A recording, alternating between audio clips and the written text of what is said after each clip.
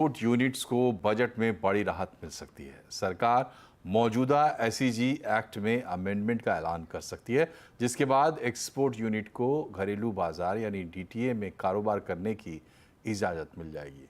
साथ ही D notification norms को आसान भी किया जा सकता है। इससे खास तौर से आईटी सेक्टर को ऑपरेशनल दिक्कतों से छुटकारा मिल सकेगा। डिटेल बता रहे हैं आलोक प्रियदर्शी। बिल्कुल, देखिए, स्पेशल इकोनॉमिक जोन में काम करने वाले एक्सपोर्ट्स यूनिट्स को बजट में बड़ी राहत का ऐलान हो सकता है।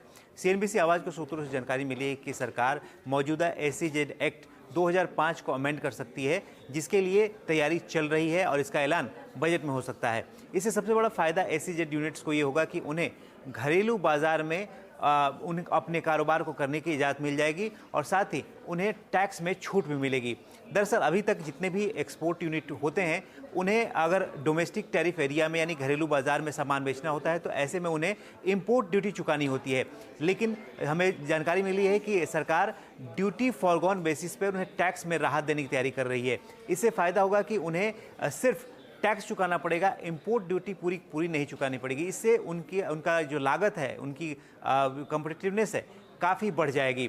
दूसरा जो बड़ी राहत मिल सकती है वो आईटी कंपनियों को मिल सकती है। आईटी कंपनियों को कंप्लायंस के मोर्चे पर बड़ी राहत मिल सकती है। उन्हें जो डोमेस्टिक टैरिफ एरिया यानी घरेलू बाजार में कई तरह की परमिशन और अप्रूवल लेनी पड़ती है, उसमें आसानी हो जाएगी। और तीसरी बड़ी जो आसानी हो सकती है अमेंडमेंट से, वो हो सकती है जो एसईजेड में रजिस्टर्ड यूनिट्स हैं, वहाँ पर उन्हें डी नोटिफाई करने की इजाज़त मिल जाएगी। यानी डी नोटिफिकेशन के ज़रिए वो किसी यूनिट को अगर चाहे एसईजेड एक्ट से अलग करना तो वो आसानी से हो सकेगा। तो इस तरह से उन्हें एक तरह से कहें कि वायबिलिटी उनकी बढ़ जाएगी, इकोनॉमीज ऑफ स्केल बढ़ जाएगी और जो एसईजेड के अंदर एक्सपोर्ट यूनिट्स हैं उनको बड़ी राहत इस एसईजेड अमेंडमेंट के तहत मिल सकती है।